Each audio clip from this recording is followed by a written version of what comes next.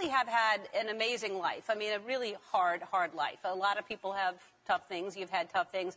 And what do you think it was that, and I know you've talked about this before, but just that drove you to say, I can get those tapes out of my head that were, you know, pushed into me over and over again, that I'm not good enough? What was it in you that said, I'm going to rise above this? Yeah, well, for me, it's my God voice, you know, just by the grace of God, because coming from what I came from and what I came through, I needed to have, there is no other explanation. I wish there was one, you know. Right. You're from New Orleans. I'm Right. from New Orleans. Great backdrop, great place to grow up, but there was a lot of things that happened then. But it had to be that God voice telling me that you are better than this. You can rise above this. You are not what they are saying you are, you know, family, friends, or whatever. Anyone who's going through and people are telling you what you're not or what you can't be, you can be anything you want, especially kids. You can be anything you want to be, no matter what anybody says, even if it is your mother or father. You can be whatever you want to be, and that is the greatest lesson I've learned in this life.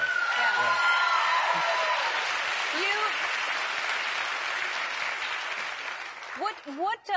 What do you think the toughest thing was for you? I mean, I can imagine what it was, but what was the toughest thing for you as a kid? Well, there were several things, but I think the barrage of insults, you know, from my father had to be the toughest thing, because the most difficult thing for me growing up was if your father doesn't love you, this is what I'm thinking, if your father doesn't love you, then how can anybody else love you?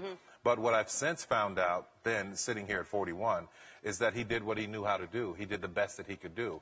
And we all have these things in life that we go through, and it's how you handle them and what you do with them. And I chose to, and I learned to use everything that had happened to me for my good. I put it in my films, I put it in work, I put it in inspiring and encouraging other people. So that's where my life is right It's well documented that you believe in God.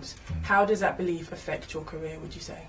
It's guided it from day one. I clearly have faith. I clearly believe in God. I make no apologies for it, because everybody can believe in everything. There's no backlash to it, but I believe in God, and I don't apologize for it.